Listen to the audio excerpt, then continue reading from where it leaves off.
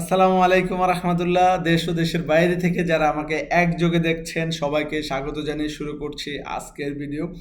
আশা করি আপনারা সবাই ভালো আছেন। দেশের মধ্যে আমরাও ভালো আছি, যদিও আমাদের দেশের স্বাভাবিক যেই পরিস্থিতিটা সেটা এখনও আমাদের সবার অনুকূলে আসে নাই। তারপরেও আমরা মোটামুটি নতুন স্বাধীনতা নিয়ে নতুনভাবে ভালোভাবে আমরা আগামীর সম্ভাবনাময় বাংলাদেশকে সুন্দরভাবে গড়ে তোলার দৃষ্টি এবং প্রতিজ্ঞা নিয়ে আমরা এগোচ্ছি ইনশাআল্লাহ। খুব দ্রুতই অন্তর্বর্তীকালীন সরকারের প্রধান উপদেষ্টা প্রফেসর ডক্টর মোহাম্মদ ইউনূস স্যারের নেতৃত্বে এবং আরও যারা এই উপদেষ্টা মণ্ডলী আছেন সবার বলিষ্ঠ ভূমিকায় ইনশাআল্লাহ আমাদের ছাত্রছাত্রী ভাইদের যে স্বপ্ন লালন করে বাংলাদেশকে গঠন করার চিন্তা করেছে তারই সর্বশেষ পর্যায়ে আমরা যেতে পারবো ইনশাআল্লাহ। সবচেয়ে বড় ব্যাপার হলো দেশের প্রতিটা রাজনৈতিক দল, যখন আমরা এই দেশের মানুষ সবাই এক এক দেশে এক একটা রাজনৈতিক দলের প্রভাব বিস্তার থাকে। বর্তমানে আমাদের দেশে বিশেষ করে বাংলাদেশ জাতীয়তাবাদী দল বিএনপি এবং বাংলাদেশ জাতীয় পার্টি, বাংলাদেশ গণ অধিকার পরিষদ, এরকম আরও অনেক জামাতে ইসলাম, অনেক রাজনৈতিক দল আছে, তারপরে হেফাজত ইসলাম, তারপরে খেলাফতে মজলিস, এরকম অনেকগুলো রাজনৈতিক দল আছে। তো আসলে প্রত্যেকের জায়গা থেকে যদি আমরা সৎভাবে থাকি, একটা জিনিস মনে করতে হবে, আমরা আমরা অনেক জায়গায় দেখেছি, অনেকেই বলতে দেখেছি যে প্রফেসর ডক্টর ইউনূস স্যার ৩ মাসের মধ্যে নির্বাচন দিতে হবে, কতদিনের মধ্যে নির্বাচন দিবে, এগুলো নিয়ে বিভিন্ন সাংবাদিকরা প্রশ্ন করতেছে। আপনাদের কাছে আমার একটা প্রশ্ন, বিগত ১৬ বছরে আপনারা কখনোই এরকম কোনো কথা বলার সুযোগ পেয়েছেন? আমরা যারা এখন ফেসবুকে ইউটিউবে ভিডিও দিচ্ছি, আমরা কি বলবো আসলে, এই দুঃখের কথাগুলো বলাটা আসলে অনেক খারাপ লাগে। অতীতে ফিরে যেতে হয়।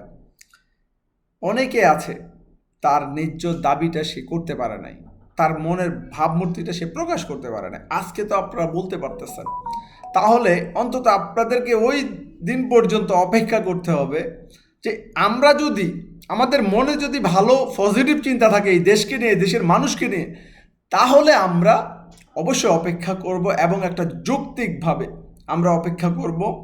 আমরা কোনো দলের না, কোনো গোত্রের না, কোনো নির্দিষ্ট কোনো একটা গোষ্ঠীর না, আমরা সবাই বাঙালি। আমাদের একটা ঐতিহ্য আছে, আমরা রক্তের বিনিময়ে এই দেশ স্বাধীন করেছি। স্বাধীনতার পর আমাদের বিশ্বের অন্যান্য দেশের সাথে বন্ধুত্বপূর্ণ সম্পর্ক থাকবে সবার সাথে, কিন্তু কাউকে নিজের দেশের সার্বভৌমত্ব রক্ষা না করে কাউকে সার্বভৌমত্ব বিসর্জন দিয়ে তাদেরকে এক্সট্রা ফ্যাসিলিটিস দেওয়ার নাম কিন্তু স্বাধীনতা না। এটা স্বাধীনতার সার্বভৌমত্ব ক্ষুণ্ণ হচ্ছে এখানে।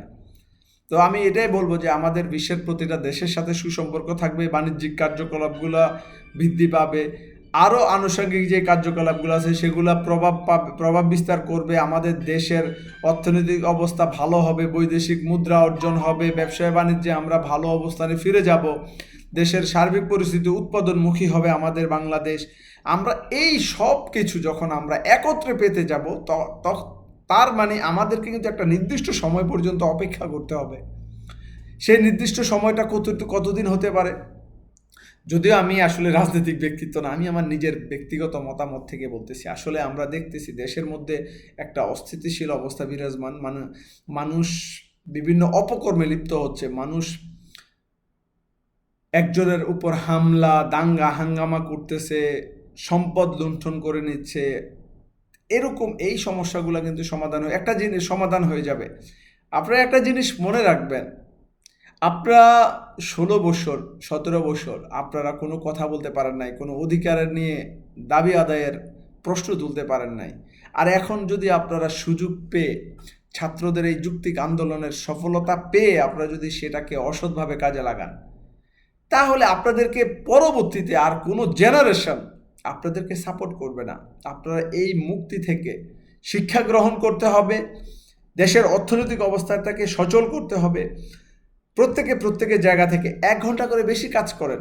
আমি আমার জায়গা থেকে ১ ঘন্টা বেশি কাজ করব। আপনি জানেন জাপানে হিরোশিমা যে পারমাণবিক বোমা হামলা হয়েছিল, সেটার খেসারত হিসাবে, সেটা থেকে মুক্তি পাওয়ার জন্য তারা প্রতিদিন ১ ঘন্টা করে কাজ করে। এরকম অনেক, বিশ্বের মধ্যে অনেক দেশ এরকম আছে। নিজের দেশকে আমরা ভালোবাসতে শিখি, নিজের দেশের সম্পদকে ভালোবাসি। মোস্ট অফ দ্যাম নিজের দেশের মানুষকে ভালোবাসতে শিখি। আমরা রাহাজানি, হত্যা, অত্যাচার, অবিচার এগুলা থেকে আমরা দূরে থাকবো। আসলে আপনাদেরকে এই মেসেজটা দিচ্ছি এই জন্য, আমরা এখন আমাদের নিজের বক্তব্যগুলো প্রকাশ করতে পারতেছি। আর আমাদের এই বক্তব্যগুলো আমরা শুধু প্রকাশ করার মধ্যে সীমাবদ্ধ নয়, আমরা এটাকে একটা শক্ত অবস্থানে নিয়ে যাব। আমাদের দেশের কাঠামো থাকবে, আমাদের দেশের যে প্রবাসী ভাইরা আছে, প্রবাসী ভাইদেরকে নিয়ে না বললেই নয়। আমি একজন প্রবাসী ছিলাম আসলে।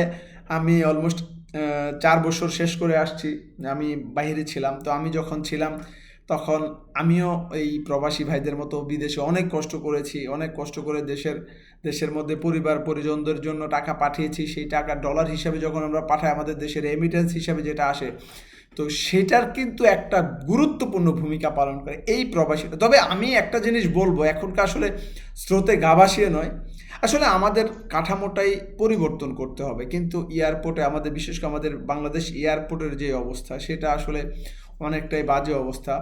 দেখা গেছে ইমিগ্রেশন পাস করতে অনেক সময় লাগে। তারপরে যারা প্রবাসী আছে তাদেরকে আসলে যেই মর্যাদা পাওয়া দরকার, এই দেশের জাতীয় বীর তারা, যারা 71-এ দেশ স্বাধীন করতে রক্ত দিছে, জীবন দিছে, তারা এই দেশের জন্য শহীদ হইছে। যারা 2024 সালের এই আন্দোলনকে সফল এবং মণ্ডিত করে সার্থকতা ফিরে আনার জন্য জীবন দিছে, বীর হইছে, বীর উত্তম খেতাব পাইছে, বীর বিক্রম খেতাব পাইছে, তাদের মতোই প্রবাসীরা এই দেশের বীর সন্তান। আমরা একটু চিন্তা করে বলি, মা বাবা ভাই বোন দেশের আনন্দ ফুর্তি সব কিছু বিসর্জন দিয়ে বছরের পর বছর বিদেশে পড়ে থাকে, দেশের অর্থনৈতিক চাকা সচল রাখার জন্য কতটা পরিশ্রম করে, অক্লান্ত পরিশ্রম করে, তাদেরকে আমরা অবশ্যই অবশ্যই সম্মান দেব। এয়ারপোর্টে তাদেরকে সম্মান দেব। আজকে আমি দেখলাম গণ অধিকার পরিষদের এই সভাপতি নুরুল হক নূর, আমি আসলে ওনাকে ব্যক্তিগতভাবে অনেক ভালোবাসি, ওনার রাজনৈতিক স্টাইলটা আমার অনেক ভালো লাগে। বাংলাদেশে আরও এরকম কিছু মানুষ আছে, যেমন আন্দলিব রহমান পার্থ, ব্যারিস্টার আন্দলিব রহমান পার্থর রাজনৈতিক স্টাইল আমার ভালো লাগে। আমরা যেখানে ভালোকে ভালো বলবো, মন্দকে মন্দ বলবো। তো আজকে নুরুল হক নুরু এই প্রবাসীদেরকে নিয়ে কিছু বক্তব্য দিয়েছে। আসলে তাদেরকে এই সম্মানটা দেওয়া উচিত। তারা এই সম্মানটা পাওয়ার যোগ্য। এই দেশের জন্য তারা কষ্ট করছে, দেশের অর্থনৈতিক চাকা সচল রাখার জন্য তারা পরিশ্রম করছে। আমরা তাদেরকে সম্মান দেব। আরও কিছু অবকাঠামোগত সমস্যা আছে। আর আমি সর্বোপরি আমি যে জিনিসটা আমি নিজে ভুক্তভোগী হয়েছি সেইটা আমি একটু বলে যেতে চাই। দেখেন, পাসপোর্টটা আমার এই দেশের আমার একটা মৌলিক অধিকারের মধ্যে পড়ে। পাসপোর্ট, চিকিৎসা সেবাটা, শিক্ষা ব্যবস্থা, এইগুলা যদি আমি সঠিকভাবে না পাই, পাসপোর্ট অফিসে গেলে যেই ধরনের হয়রানি মানুষকে হতে হয়, প্লিজ এগুলা বন্ধ করেন, এগুলা স্কিপ করেন। এখন আমরা এগুলো থেকে শিক্ষা নেব, আমরা আর এগুলো করব না। আমরা পাসপোর্ট ফর্মের মধ্যে লাইনম্যানের একটা সিম্বল নিয়ে ওইখানে দেখাইলে ওরা আমার ফাইলটাকে অ্যাকসেপ্ট করে নেবে, এই প্রতিবন্ধকতা আমরা থাকবো না, এই বৈষম্যের মধ্যে আমরা থাকবো না। পাসপোর্ট অফিসে যেই দালালিটা হচ্ছে, এটা একেবারে একটা জঘন্যতম কাজ। আমি নিজে অনেক সাফার করছি, লাইনে দাঁড়ায় থাকছি, 2বার আমি কাউন্টারে গেছি, আমাকে কাউন্টার থেকে ফেরত দিয়ে দিছে।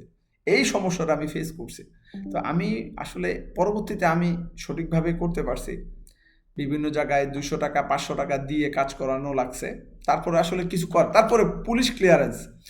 প্লিজ আপনাদের কাছে হাত জোর করে বলতেছি, আপনারা একটা পুলিশ ক্লিয়ারেন্স সঠিকভাবে করেন।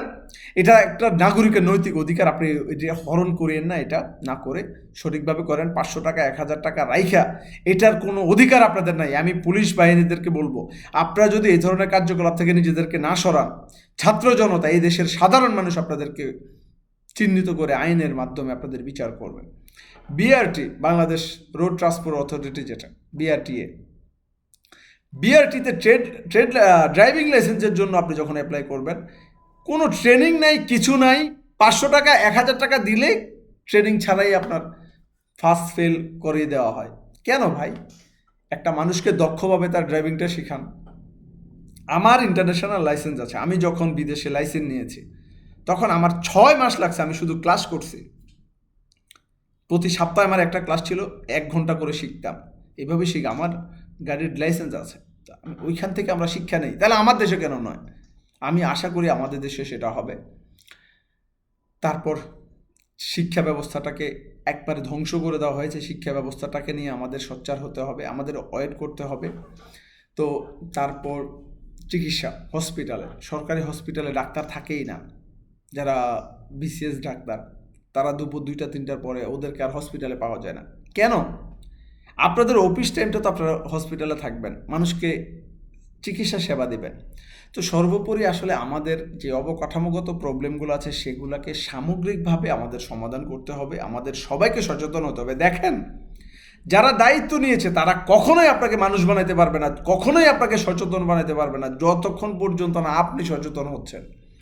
আপনার নিজের ভিতর মনুষ্যত্বটাকে জাগিয়ে তুলুন, আপনি সমাজের মধ্যে মাথা উঁচু করে দাঁড়ান, আর আপনি নিজে নিজে প্রতিজ্ঞা করেন আমি অন্যায়কে প্রশ্রয় দিব না, আমি অন্যায় করব না, এবং কেউ অন্যায় করতে গেলে আমি প্রতিবাদ করব। দেন সমাজে আপনার নিজেকে প্রতিষ্ঠিত করতে পারবেন, সমাজে শান্তি প্রতিষ্ঠা করতে পারবেন, সমাজ সুশৃঙ্খল হবে, ঘুষ দুর্নীতিমুক্ত সমাজ হবে। আমি আশা করব সবাই এই কাজগুলা করবেন। আর সর্বোপরি দেশের সাধারণ মানুষ, আমার বন্ধুবান্ধব ভাই বোনেরা, আমি একজন সাধারণ মানুষ, আমার যে একটা সার্কেল আছে, আমার সার্কেলটা তো বেশি বড় না, ছোট, আমার ফ্রেন্ড সার্কেল, আমার পরিচিত আত্মীয় স্বজন পরিজন যারা আছে, আপনাদের কাছে হাত জোর করে রিকোয়েস্ট করব, এত বড় একটা সুযোগ আমরা হাতছাড়া করব না। আমরা প্রফেসর ইউনুসকে সঠিকভাবে ব্যবহার করব। প্রফেসর ইউনুস আমাদেরকে দেওয়ার অনেক কিছু আছে, আমরা তার কাছ থেকে নিব। আমরা শুধু শুধু ধর্মের দোহাই, বিলিভ মি, ধর্মের দোহাই দিয়ে কেউ রাজনীতি করতে আসবেন না। এই দেশটা ধর্মের দোহাই দিয়ে রাজনীতি করার জন্য না। ধর্ম আমাদের ধর্মের জায়গায়, আমরা সবাই ধর্মের জায়গা থেকে অটুট, ধর্মের জায়গা থেকে আমরা সবাই ঠিক আছি। ধর্মের জায়গায় ধর্ম, রাজনীতি, দেশের সামগ্রিক অবস্থাটা অন্য জায়গায়। যারা ইসলামিক দল আছেন সবাই সবার জায়গা থেকে সঠিকভাবে সাপোর্ট করেন। বাংলাদেশ সুশৃঙ্খল এবং উন্নয়নশীল থেকে উন্নত দেশে পরিণত হবে। আমরা ডক্টর ইউনূসের কাছ থেকে অনেক কিছু পাওয়ার বাকি আছে, আমরা সেগুলো আদায় করে নেব। অযথা দেশের মধ্যে বিশৃঙ্খলা সৃষ্টি করে নির্বাচন দেন।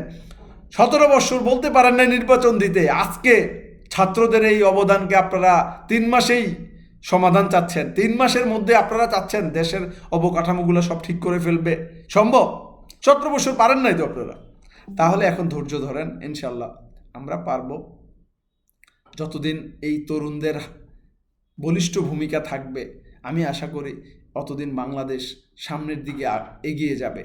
এই দেশ থেকে দুর্নীতি হবে না। 500 কোটি টাকা আর 500 কোটি ডলার আর কেউ করতে পারবে না, দেশ থেকে পাচার করতে পারবে না। ব্যাংক কর্মকর্তারা শেয়ার বাজার ধ্বংস করতে পারবে না আর কেউ।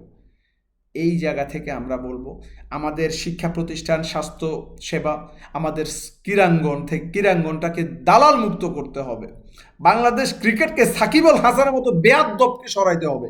এই বেয়াদবকে দিয়ে বাংলাদেশের ক্রিকেট বোর্ডে সফলতা আসবে না। নাম্বার 1 বেয়াদব, একেবারে আমি স্ট্রেট ফরওয়ার্ড বলতেছি, এর মতন একটা বেয়াদব ক্লাসিক প্লেয়ার বাংলাদেশ দলে থাকার কোনো প্রয়োজন নাই। আমি আমার নিজের ব্যক্তিগত মতামত প্রকাশ করলাম, আপনারা আমার এটাতে নারাজ হতে পারেন, কিন্তু আমার সঠিক কথা বলার অধিকার আছে, আমি বলে গেলাম। আপনারা সবাই ভালো থাকবেন, সবাই সুস্থ থাকবেন। ইনশাল্লাহ আরেকটা ভিডিওতে আরেকটা নতুন কিছু টপিকস নিয়ে আমার মনোভাবটা আমি আপনাদের সাথে প্রকাশ করব। কার ভালো লাগলো খারাপ লাগলো আমি জানি না, আমাকে মাফ করবেন ভুল হলে। আপনারা সবাই ভালো থাকবেন। ডক্টর ইউনূসের নেতৃত্বে সুন্দর একটা বাংলাদেশ হবে। আগামীতে আমরা সুন্দর একটা ইলেকশন পাবো, আমরা ভোট দিতে পারবো, আমরা ভোট কেন্দ্রে গিয়ে ভোট দেবো, এবং সেটা অবশ্যই ডক্টর ইউনূস অবকাঠামোগুলা ডক্টর ইউনূস স্যার অবকাঠামোগুলো যে সমস্যা আছে সেগুলো সমাধান করে দেন একটা সুষ্ঠু সুন্দর ভোট হবে, আমরা ভোট দেব। ভোট কেন্দ্রে ঈদের দিন যেভাবে নামাজ পড়তে যাই ঈদগাহে, সেইভাবে আমরা ভোট কেন্দ্রে যাব ভোট দিতে, এবং আমাদের সরকারকে আমরা নির্ধারণ করব আগামীতে কে আমাদেরকে পরিচালনা করবে, কে আমাদের দেশের সার্বিক দায়িত্ব নেবে। আমরা সঠিক লোক নির্ধারণ করতে আর ভুল করব না। আগামীর বাংলাদেশ হবে সম্ভাবনাময় বাংলাদেশ, উজ্জ্বল ভবিষ্যৎ হোক বাংলাদেশের। আমার জন্য দোয়া করবেন, আপনাদের জন্য আমার অকৃত্রিম ভালোবাসা। আসসালামু আলাইকুম ওয়া রাহমাতুল্লাহ।